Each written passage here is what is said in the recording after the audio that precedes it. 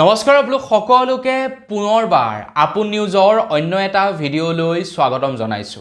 আপোনালোক সকলোৰে কাৰণে অসম চৰকাৰৰ ফালৰ পৰা প্ৰায় 9টাকৈ নতুন নিয়ম ঘোষণা কৰিছে। এলপিজি গেছৰ পৰা আৰম্ভ কৰি পিএনজিৰ পৰা আৰম্ভ কৰি একেবাৰে কলগেট পৰ্যন্ত মানে আমি ৰাতিপুৱা শুই উঠি ব্যৱহাৰ কৰা কলগেটটো পৰ্যন্ত প্ৰায় 9টাকৈ নতুন নিয়ম ওলাই পৰিছে। তো আজিৰ ভিডিঅ'টোত মই আপোনালোকক সেই 9টা নতুন নিয়মৰ সম্পৰ্কে জনাম। তো ভিডিঅ'টো প্ৰথমৰ পৰা শেষলৈকে চাই থাকিব 9টা নিয়মৰ বিষয়ে যদি জানিব বিচাৰে। তো মই শ্ৰীপাঞ্জি গগৈ, আপোনালোকে চাই আছে আপোন নিউজ। আহক আৰম্ভ কৰোঁ আজিৰ ভিডিঅ'। আগবাইছোঁ আজি খবৰটোৰ ফালে। খবৰটো দিয়াৰ আগতে আপোনালোক সকলোকে সৰুকৈ এটা অনুৰোধ, যদি খবৰকেইটা চাই ভাল পায় তেন্তে লাইক এটা কৰি থৈ যাব,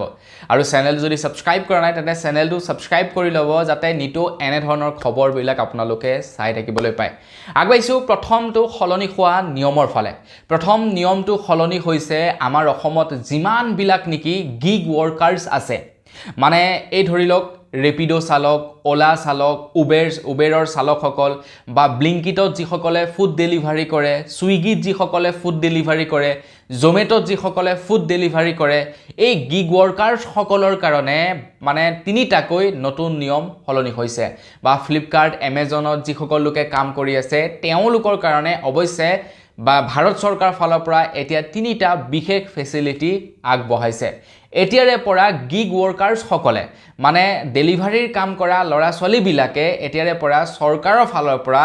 3টা বিশেষ ইঞ্চুৰেঞ্চ লাভ কৰিব বুলি জনাইছে, যাৰ কাৰণে এতিয়া প্ৰত্যেকজন গিগ ৱৰ্কাৰে ই শ্ৰম পৰ্টেলত নিজকে ৰেজিষ্টাৰ্ড কৰিব লাগিব বা ই শ্ৰম পৰ্টেলত আবেদন কৰিব লাগিব গিগ ৱৰ্কাৰ্ছসকলে। এতিয়া গিগ ৱৰ্কাৰ্ছ মানে কি বুজি পাইছেই নহয়? ধৰি লওক সেই যে আমাক খাদ্যবস্তুবিলাক ডেলিভাৰীত কৰে, সেই জমেট' হৈ গ'ল, আপোনাৰ ছুইগি হৈ গ'ল বা ব্লিংকিট হৈ গ'ল, বা এইবিলাক ফ্লিপকাৰ্টৰ বস্তু পাৰ্চেল ডেলিভাৰী কৰাবিলাক, ধৰি লওক আপোনাৰ মিছ'ৰ পাৰ্চেল ডেলিভাৰী কৰা ল'ৰাবিলাক, তো এইবিলাকক মানে গিগ ৱৰ্কাৰ্ছ বুলি কয়। বা ৰেপিডো চালকসকল, ওলা চালকসকল, তো তেওঁলোকক গিগ ৱৰ্কাৰ্ছ বুলি কোৱা হয়। তো তেওঁলোকে এতিয়া ই শ্ৰম পৰ্টেলত ৰেজিষ্টাৰ্ড কৰিব লাগিব নিজকে এজন গিগ ৱৰ্কাৰ্ছ বুলি, আৰু তেওঁলোকে 3টা ফেচিলিটি চৰকাৰৰ পৰা লাভ কৰিব। প্ৰথমটো হৈ গ'ল দুৰ্ঘটনা বীমা, দ্বিতীয়টো হৈ গ'ল হেল্থ ইঞ্চুৰেঞ্চ, আৰু 3 নম্বৰটো হৈ গ'ল অল্ড প্ৰটেকশ্যন, মানে অল্ড এজ প্ৰটেকশ্যন। তেওঁলোকৰ বয়স যেতিয়া মানে 60 বছৰ পাৰ হ'ব, যেতিয়া কাম বন কৰিব নোৱাৰা হ'ব,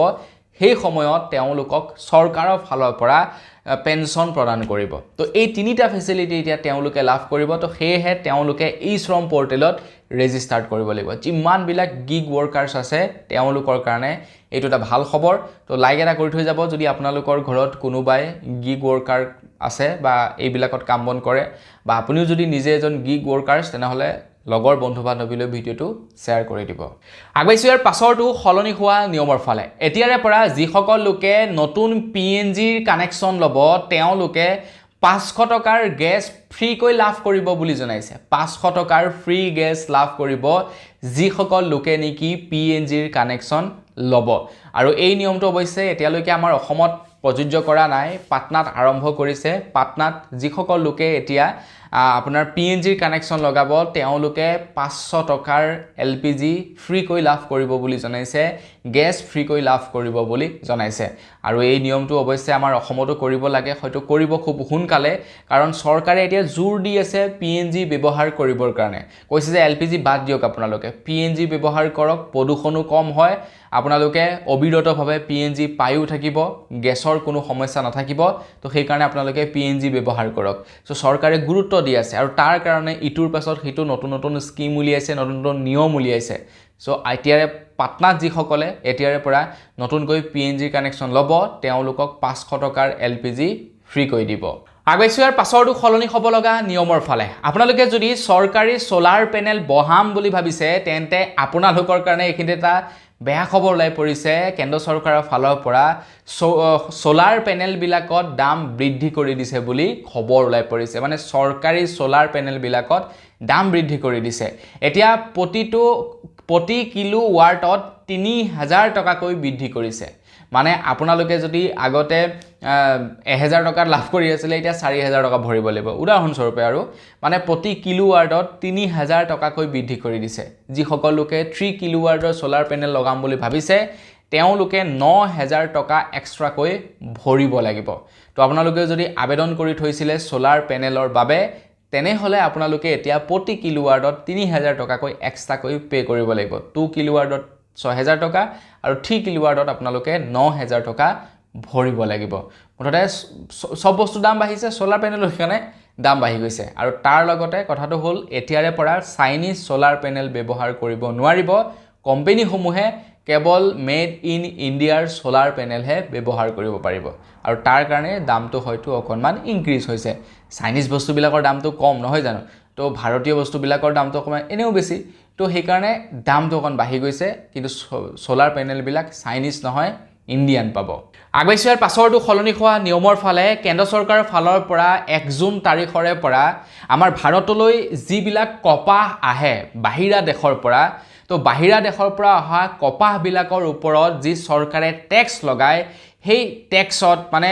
ইম্পৰ্ট ডিউটি কমাই দিছে বুলি জনাইছে ইম্পৰ্ট ডিউটি কমাই দিছে ভাৰতে যিবিলাক কপাহ নেকি আমাৰ ভাৰতলৈ আহে বাহিৰা দেশৰ পৰা ইয়াৰ ফলত সকলোৰে লাভ হ'ব কাৰণ প্ৰায়বিলাক বস্তু মানে আমি ব্যৱহাৰ কৰি থকা কাপোৰ কানি এইবিলাক কপাহৰ পৰা নিৰ্মাণ কৰা হয় গতিকে কপাহৰ পৰা নিৰ্মাণ কৰা প্ৰায়খিনি বস্তুৰ দামেই কমি যাব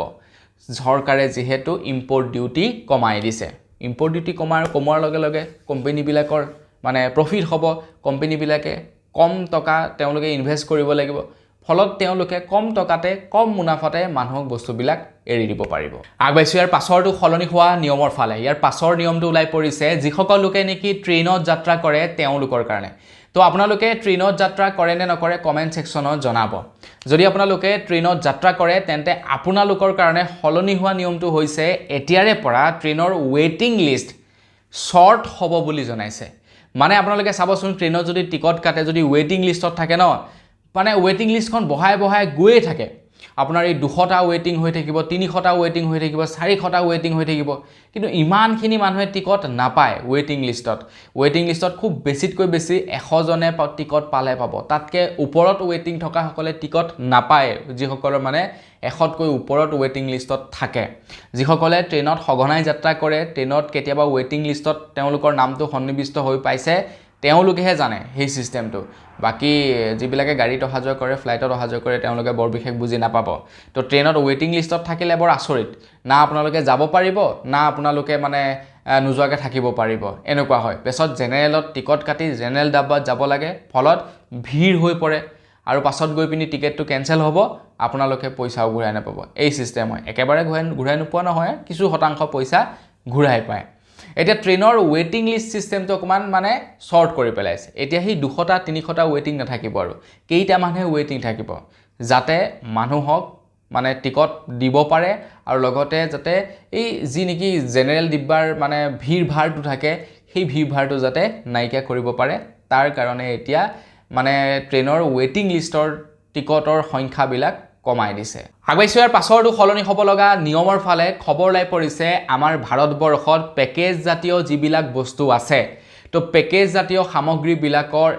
সামগ্ৰীবিলাকৰ দাম এতিয়া বৃদ্ধি হ'ব বুলি খবৰ লাই পৰিছে কিয়নো পেকেজ জাতীয় সামগ্ৰীবিলাকত প্ৰায় 56% দাম ইনক্ৰিজ হৈছে বুলি খবৰ লাই পৰিছে মানে যিবিলাকক নেকি আমি এফএমজিসি প্ৰডাক্ট বুলি কওঁ সেই এফএমজিসি প্ৰডাক্টবিলাক এতিয়া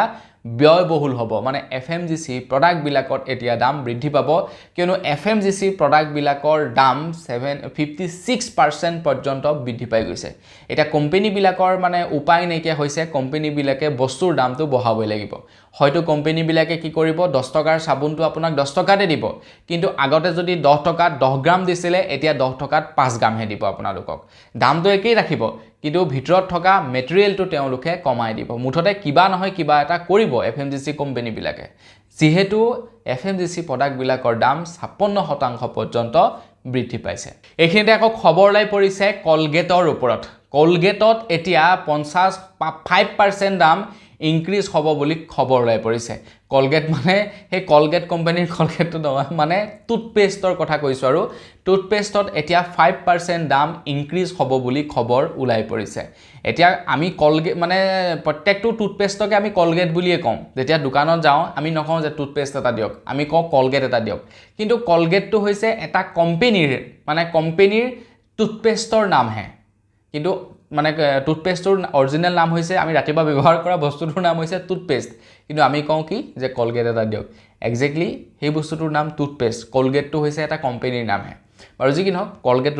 ৰূপে আৰু বৰ্তমান ফেমাছ তো আমি সেই কলগেট বুলিয়ে কওঁ যি কি নহওক বাৰু কিন্তু এতিয়া টুথপেষ্টৰ দাম 5% ইনক্ৰিজ হ'ব বুলি খবৰ ওলাই পৰিছে আগবাইছে ইয়াৰ পাছৰটো খবৰ ফালে এইখিনি খবৰ ওলাই পৰিছে CNGৰ প্ৰতি কিলোৰ দাম এতিয়া 2 টকাকৈ বৃদ্ধি পাইছে পেট্ৰলৰ দাম বাঢ়িছে ডিজেলৰ দাম বাঢ়িছে সব বস্তুৰে দাম বাঢ়িছে CNGৰ দাম কিয় নাবাঢ়িব CNGৰ দামো এতিয়া প্ৰতি কিলো 2 টকাকৈ দাম বৃদ্ধি পাইছে মানে CNGত চলিত যিবিলাক নেকি বাহন আছে সেই বাহনবিলাকৰ এতিয়া ভাড়াবিলাকো বাঢ়ি যাব ৰিসেন্টলি পেট্ৰল ডিজেলৰ দ্বাৰা চালিত বাহনবিলাকৰ দামবিলাক বাঢ়িছিলে মানে ভাড়াবিলাক বাঢ়িছিলে এতিয়া CNGৰ দ্বাৰা চালিত বাহনবিলাকৰ দামো বাঢ়ি যাব অৱশ্যে পাৰ কিলো 2 টকাকৈ দাম বাঢ়িছে কিন্তু গাড়ীবিলাকে আৰু মানে কি কৰিব চান্স ল'ব তেওঁলোকে এতিয়া